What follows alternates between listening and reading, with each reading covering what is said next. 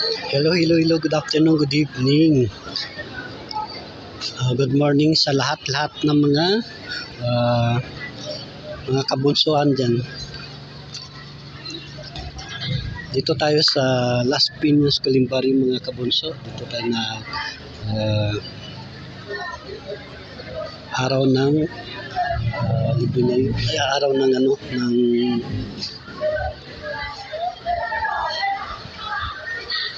fiesta ng mga patay.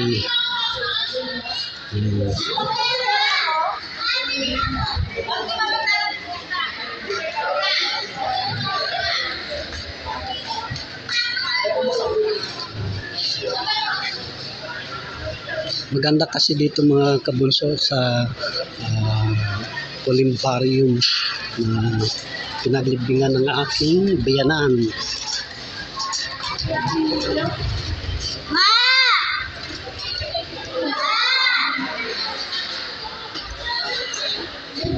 Na-restricted kasi yung aking FB live sa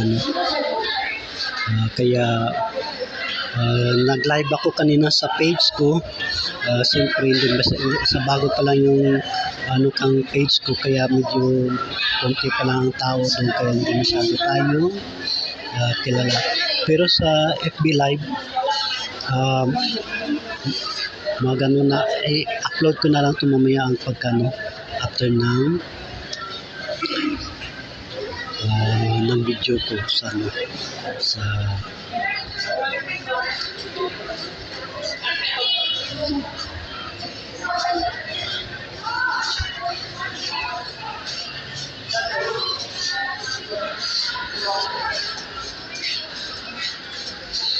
medyo marami ng mga bisita, mga dito, mga tao nakipaglibing dito sa Columbarium. Dito tumatagpo sa Pulang Lupa, Las Piñas City.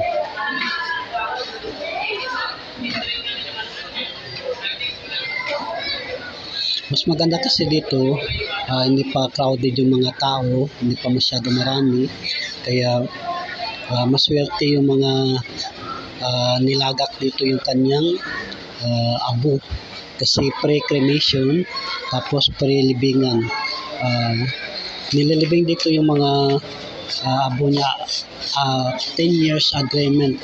After ng mga 10 years, pwede mo na siya ibibigay sa iyo yung abo, kung anong gagawin mo dito sa abo, kung dadalhin sa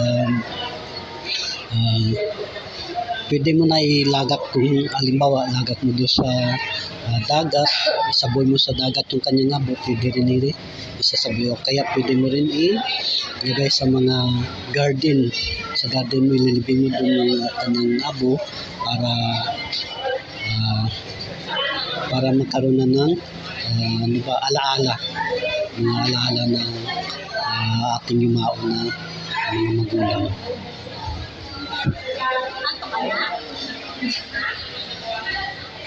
Dati pumunta kami doon sa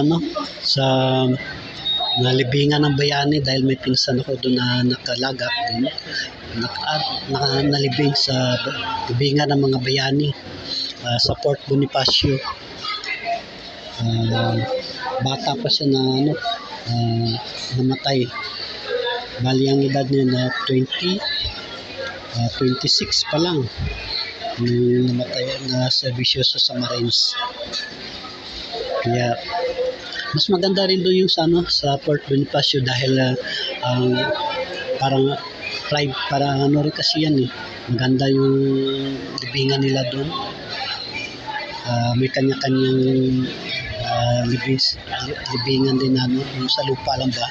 Tapos wala silang mga apartment, kundi sa lupa na talaga sila nililibing. Saka maganda doon, sobrang lawak yung area ng Port Bonifacio sa libingan ng mga bayani. Sobrang lawak ang mga area doon.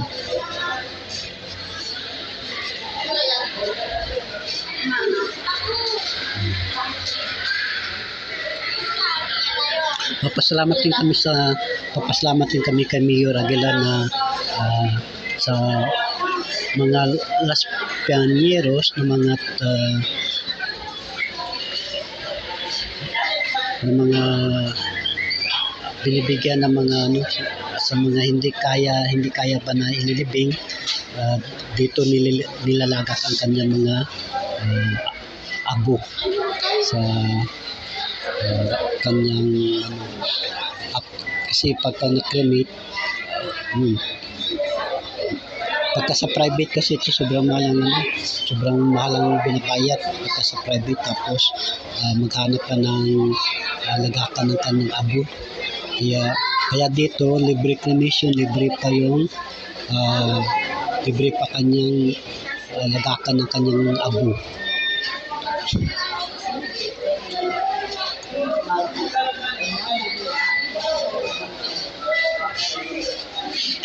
At saka maganda to kasi sobrang laki tong building.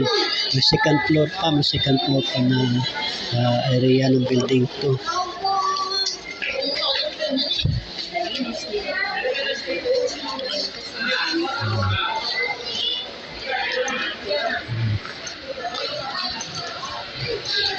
Na-restricted kasi yung FB Live natin sa FB Live. Kaya mag-upload ko na lang mamaya sa aking FB Live mamaya. Nag-live ako sa aking page, Toby Page, good morning. Nag-live ako doon sa aking live kanina. Ito na naman, i-upload ko sa aking FB Live. Sa FB kasi hindi ako makapag-upload, kaya ito.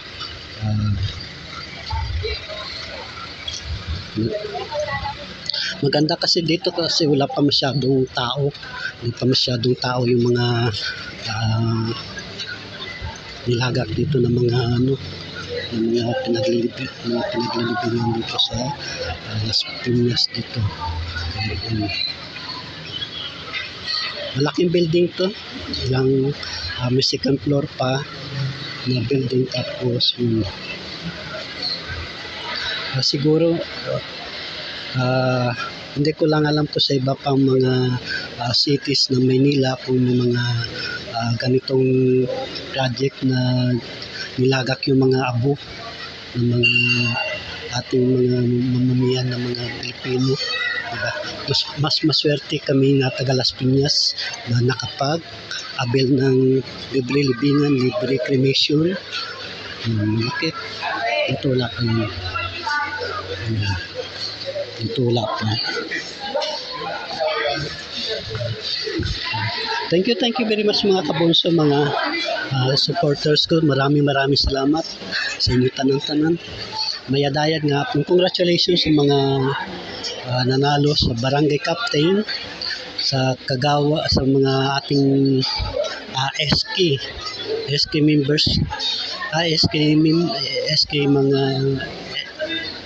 SK officers. Naway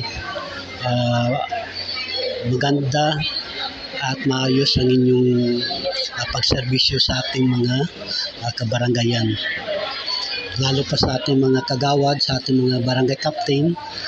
Congratulations. Naway maging maayos ang inyong pag-asikaso sa ating mga kabarangayan, sa ating mga nasasakupan, para sa sunod na mga eleksyon, kayo pa rin ang bubutuhin ng mga tao. Kasi kung maganda yung performance nyo, may malagay sa mga kaisipan ng tao na itong barangay captain, mas maganda po yung kanyang ginawa sa ating barangay. Kaya hindi lang patulog-tulog sa pansitan ng ating mga kabarangayan.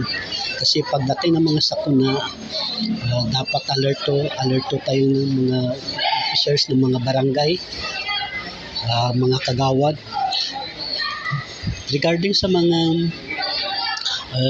binibigay na mga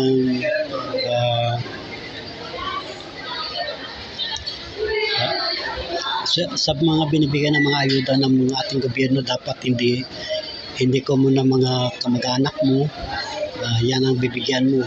Kailangan pantay-pantay ang pagbigay ng mga ayuda sa bawat nasakupan mo sa barangay. Kasi mas pagka ganyan, pagdating sa sunod na mga eleksyon, pagdating ng sunod na mga eleksyon, medyo hindi na maganda ang yung performance mo, kaya ingatan ang kredibilidad ng bawat isa sa mga barangay. Kasi pagdating ng another na election, second terms, pwede ka ano na naman ang mapili ka ng mga kababayan mo para maging iluklok ka sa mga kabarangayan.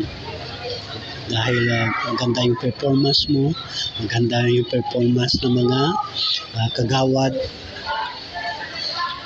Kaya nga ang advice ko sa mga natalo ng mga kagawad,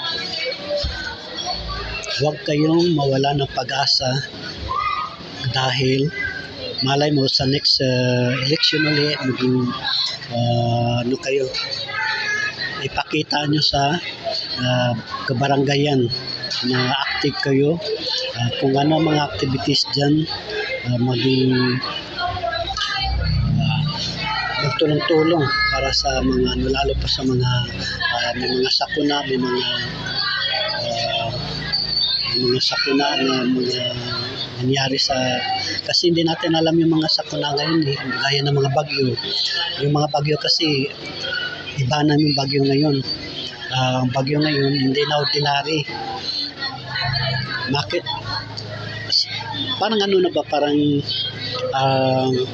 pagka sobrang lakas, parang nangyari, parang anaw ng panahon ng mga panahon ni Noe, ang tubig. Kaya minsan siguro pinapaalala ng ating Panginoon sa atin, minsan siguro may pagkukulang tayo sa pagpanampalataya ng ating sarili, na maging matatag tayo sa ating sarili, at huwag tayong magkalimot na magdasal, lumapit sa ating Panginoon, dahil sa ngayong panahon iba na yung mga kalamidad na dumarating dito sa ating kahit saan sulok ng mundo, na mga bagyo. Hindi na signal number 3, signal number 7, number 8 pa ang mga signal na yung mga bagyo. Kaya at saka iwasan din natin na yung mga basura natin na kalat ng tapon kung saan itatapon yung mga basura, dahil yun ang mga dahilan na pagkadating ng baha, pupunta sa mga kanal, sa mga drainage, tapos matambakan na siya yung mga basura natin doon, hindi na siya kukuha, kaya naipon na yung mga basura. Tapos pagdating ng kalamidad ng mga baha, yun, hindi na makaagos yung mga tubig, kundi doon na sa lansangan ng ating paligid. Kaya mga kabunso, mga kapuso, kung saan naman kayong sulok na ating bansa, mag-ingat-ingat tayo, at saka ingatan natin yung kalikasan, lalo pa yung mga puno ng mga kahoy. Ingatan din natin, wag yung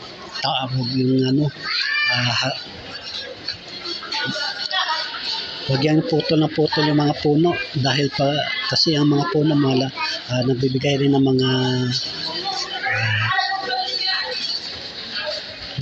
rin ng tulong sa atin yung mga puno, dahil sa lalo pa sa mga burubundukin, mga tagilid ng mga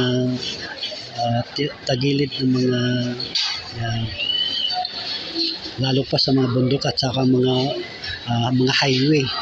Kaya karamihan ng mga landslide, yung mga kabunso. Kaya kailangan dapat tulong-tulong magtanim ng mga puno ng kahoy. Lagi magano, kahit sa mga tabi-tabi ng bahay natin, pwede tayo magtanim ng mga puno, ng mga ano, para pag dating ng mga kalamidad makatulong rin yung mga ano, lalo pa sa mga tabing mga sapa, tabing ilog. Mahirap rin yan dahil minsan lumalakas yung mga agos ng mga tubig, kaya nabiglaan na agad-agad yung mga tubig na kasi yung tubig ngayon sa isang araw, pagka tuloy-tuloy ang ulan ng tubig ng ulan, baha na, maapaw na yung baha. Minsan maabot na ng first floor ng ating bahay ng mga baha, ang mga tubig. Lalo pa yung mga drainage, kung maliliit yung mga drainage, wala na magusan yung mga tubig yung sa mga drainage natin. Kaya iwas-iwasan natin yung mga drainage natin, yung mga basura natin, huwag ikalat ng kalat kahit saan-saan. Dapat ilagay sa tamang lagayan yung mga, lalo pa mga plastic. Huwag ikalat ng kalat kasi pagdating ng mga sakuna, mga baha, yan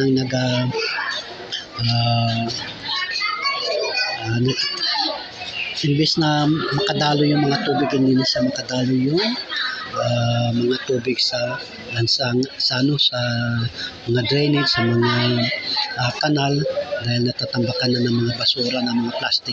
Kasi yung basura, kahit ilang taon yan, hindi matutunaw yung mga basura. Kaya ingatan natin yung ating mga kapaligiran, yung mga basura, huwag itapon yung mga plastic yan. Dahil mahirap yung mga plastic na kasi sa ating kapaligiran. Thank you very much mga kabunso, mga followers ko. Ingat-ingat sa mga scammer dahil maraming mga scammers dyan sa group ko ng mga foreigner. Karamihan mga foreigner ng mga scammer, dami. Huwag